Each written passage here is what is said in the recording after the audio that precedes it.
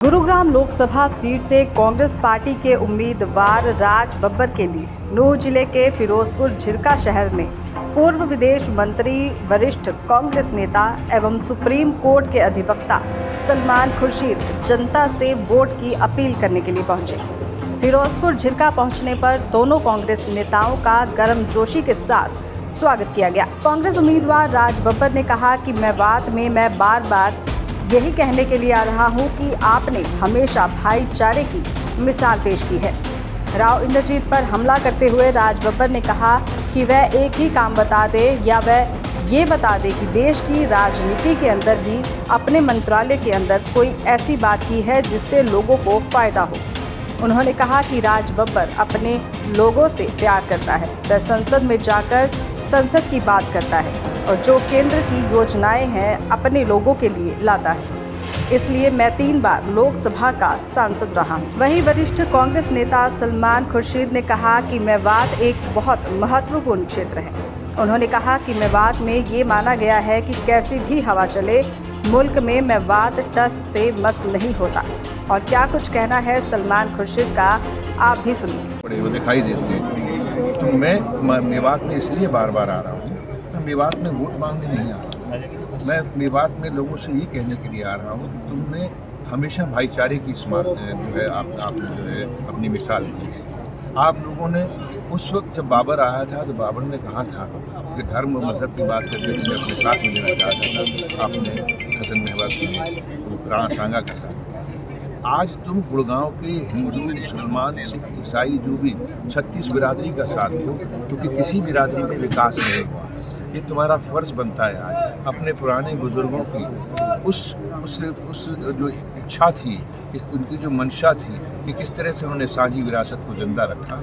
आओ इसको लेके मेवात के लोगों तुम इकट्ठे हो जाओ, अपने वोट का जो परसेंटेज है बढ़ाओ तो बढ़ाकर विकास की जीत करो ताकि पूरे गुड़गांव में विकास हो और मैं काम करूँ। सर, कल राव इंद्रजीत बिल्कुल सही कह रहा हूँ।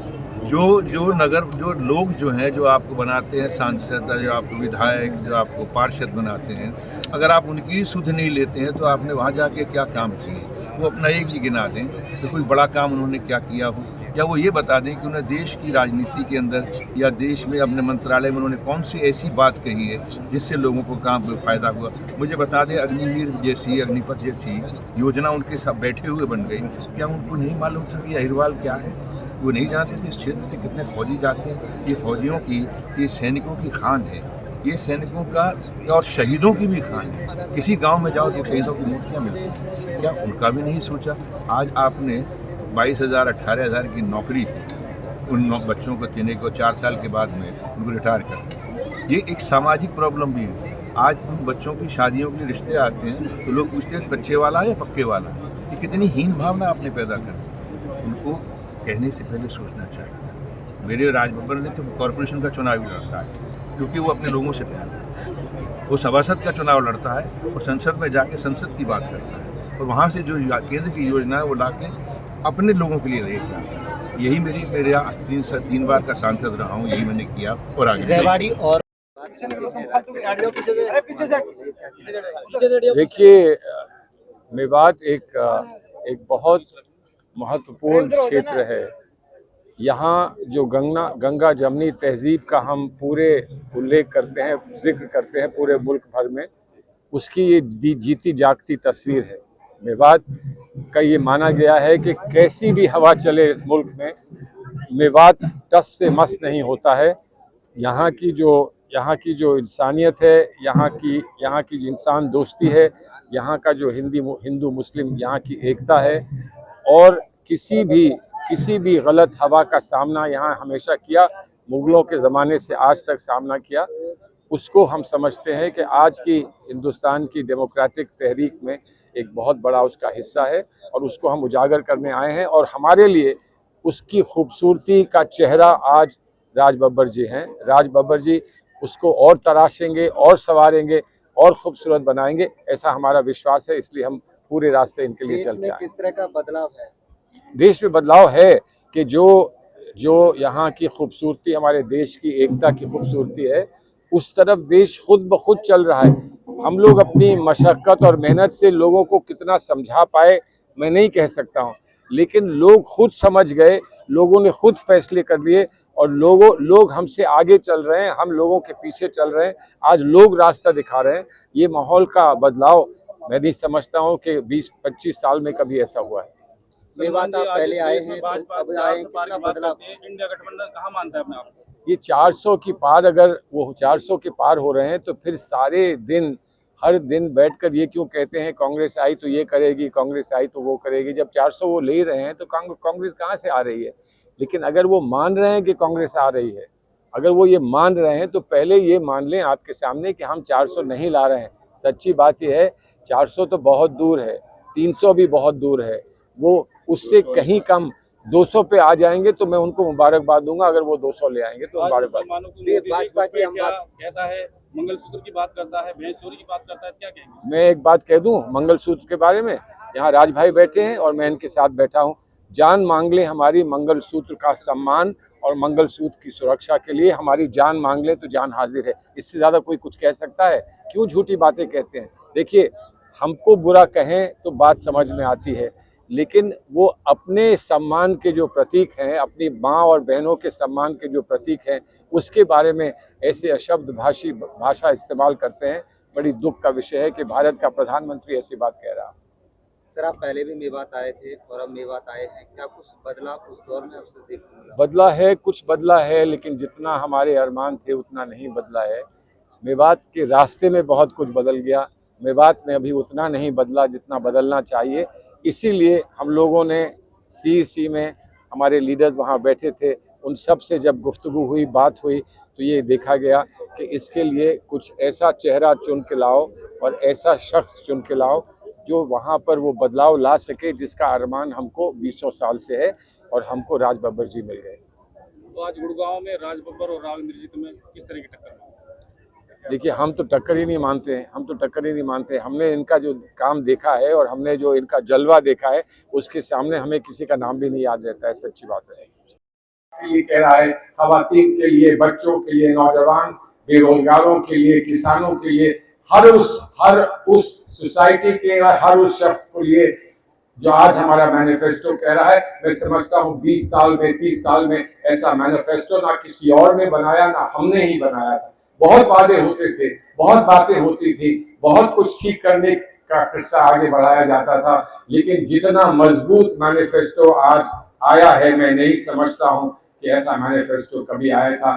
खवातीन घर बैठकर, गरीब खवातीन घर बैठकर 8,500 रुपया हर महीने पा सकती है। 1 लाख रुपया पूरे साल में उनको मिलेगा। और ये सिर्फ शुरुआत है, ये खत्म नहीं है मामला, ये अंजाम नहीं है। ये सिर्फ एक ये समझे कि कोशिश है कि हम ये बता सकें और आपका ये फैसला हम सुन सकें कि आगे इसी किस्म की चीज को और बढ़ाना है और कहां कहां तक जाना है।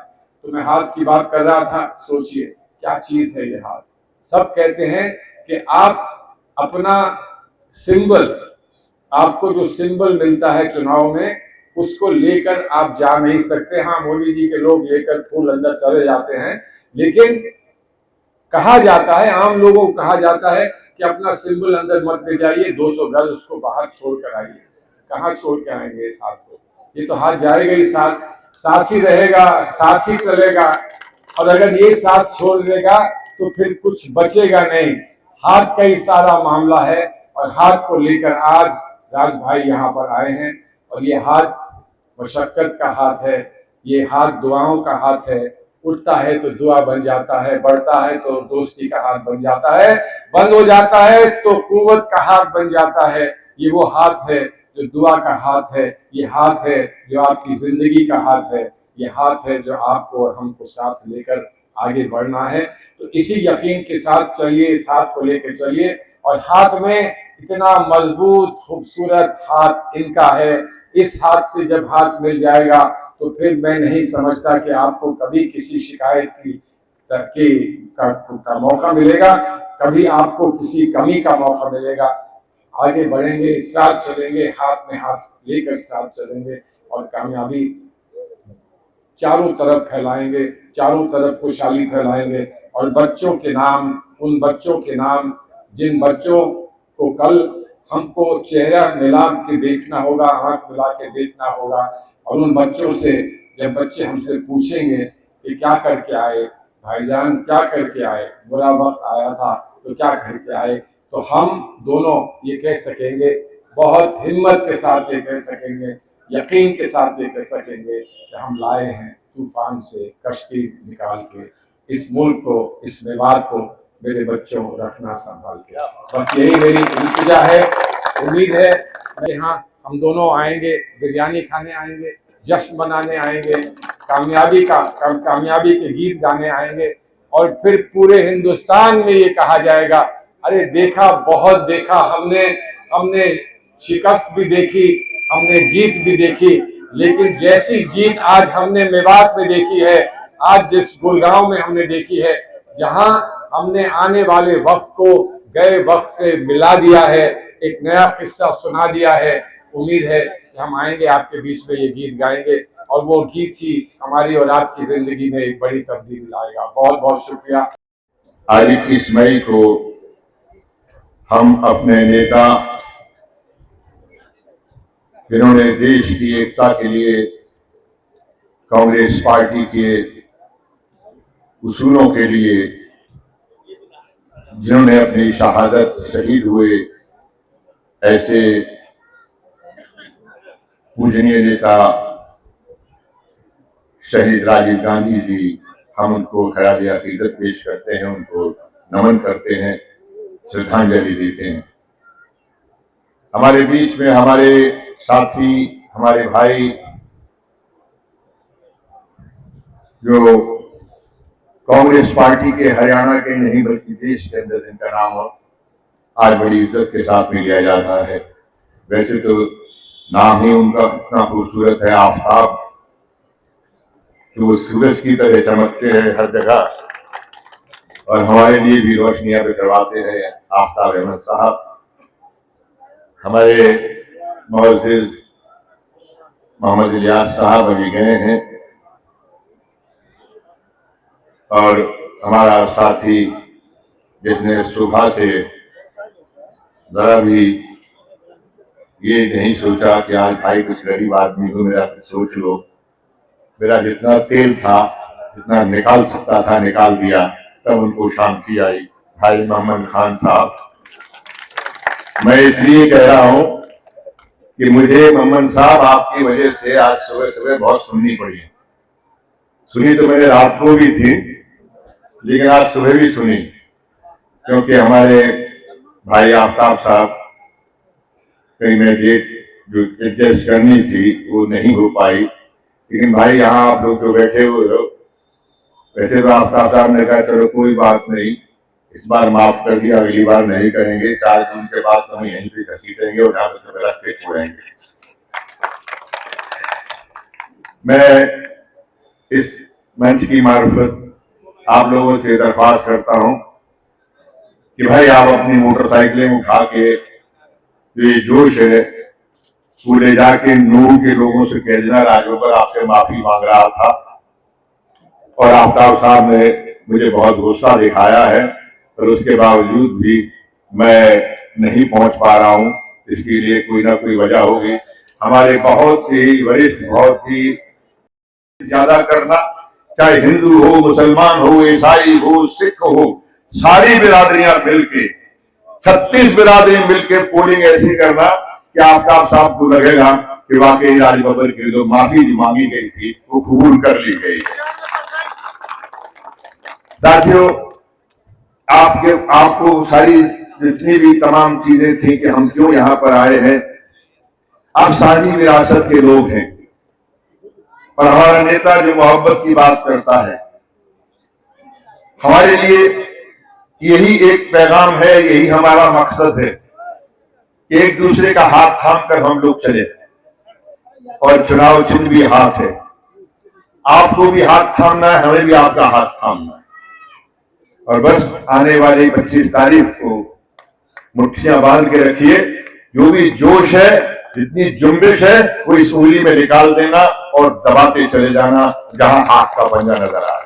कोई बूढ़ा हो, कोई किसी भी जात का हो, किसी भी धर्म, मजहब, बिरादरी का हो, अगर वो नहीं जा पा रहा है, अगर वो बूथ तक नहीं पहुंच पा रहा है, भाई अपने गाड़ी घोड़ा साइकिल तांगा जो मिले उसको ले जाके वोट डलवा देना और ये कहना कि राज बब्बर ने आपसे गुजारिश की है कि इस बार आपकी लड़ाई है, आप जीत जाओ।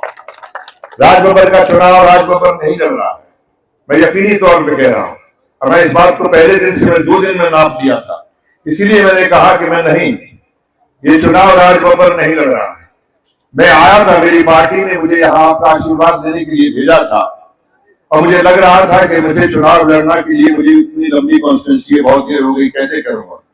मेरे आने से पहले इस चुनाव को यहाँ की जनता लड़ रही थी, चाहे वो गुड़गांव के क्षेत्र की जनता हो, अंदर के हो, गुड़गांव के बाहर के हो, चाहे वो रेवाड़ी के हो और चाहे यहाँ मेवात के। रेवाड़ी के अंदर जो उनका गृह क्षेत्र है, वहां लोग मुझसे कह रहे हैं कि इधर आइए, हम यादव हैं। तो मैं चौंक गया, मैंने कि भाई मुझे इस तरह के इतना जोश में गुस्से में क्यों? बोले हम यादव हैं, ये पूरा गांव जो है तुम्हें वोट देगा, लेकिन हमारे यहाँ 10+2 का लड़कियों का एक स्कूल खुलवा देना। मैं चौंक गया कि 20 साल से सांसद उसे बिरादरी जात धर्म के नाम पर वोट ले जाए और यहाँ के लोग और बहुत संभ्रांत लोग थे, बहुत मेहनती लोग थे। मैंने कहा साहब आपने उसे ये क्यों कहा यादव? बोलते क्योंकि तुम ये सोच रहे हो कि इनके गांव में ना आए। और उन्होंने अच्छा प्रोग्राम रखा। मैंने कहा मैं भी कसम खाता हूं, मैंने लिखा, मैंने कहा अभी नाम जानबूझ के नहीं बोल रहा हूं कि कहीं सुबह ही ना पहुंच जाए उनको धमकाने के लिए। सबसे पहला मेरा काम ये होगा कि उस गांव में बस के लिए जो मुझसे बन पड़ेगा मैं करने का काम करूंगा।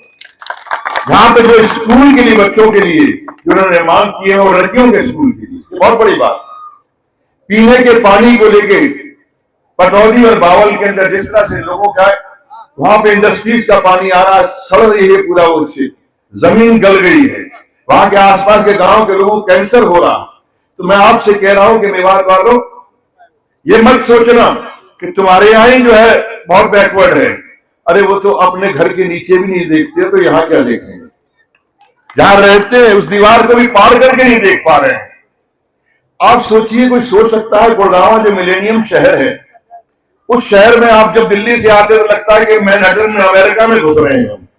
और जैसे ही आना शुरू करते हैं, आप इधर निकल जाइए सड़क से एग्जिट में, इधर उतर जाइए तो आपको क्या दिखाई देता है? गंदगी का ढेर, इतनी गंदगी। और वहां का नगर निगम का 5,000 करोड़ का बजट है। इस सब के बावजूद थोड़ा और अंदर जाइए तो वहां का जो सरकारी अस्पताल है 8 साल से टूटा पड़ा है, उसको नहीं बनाया गया, जमींदोज कर दिया। ये कौन सी राजनीति है? और उनसे किसी ने कहा कि अस्पताल, बोले बहुत सारे अस्पताल हैं। तो यानी गरीब आदमी की उस दर्द को समझना भी बहुत जरूरी होता है। बस स्टैंड जो बुनियादी चीजें, बस स्टैंड टूटा हुआ है। गुड़गांव का वही एक बस स्टैंड है, वो टूटा हुए बस स्टैंड को नहीं बनाया गया। तो मेवात तो वाकई बहुत पिछड़ा है, लेकिन ये गुड़गांव क्षेत्र पूरा का पूरा पिछड़ा है। आओ, लोग तो नारे देते हैं, ये आपकी जिम्मेदारी है। मैं आपसे आज कहता हूं, आप अपने आप को मेवात के साथियों ये मत समझो कि आप सिर्फ आपके नाम जो है वो मुसलमान नाम है। अरे आप साझी विरासत की पहचान हो। आप वो लोग हैं जिसको बाबर की औलाद कह के गालियां देते हैं, आप तो बाबर से लड़ने वाले लोग हो। आप वो हसन नवाजी के लोग हो जिन्होंने बाबर से लड़ाई की थी, राणा सांगा का साथ दिया था।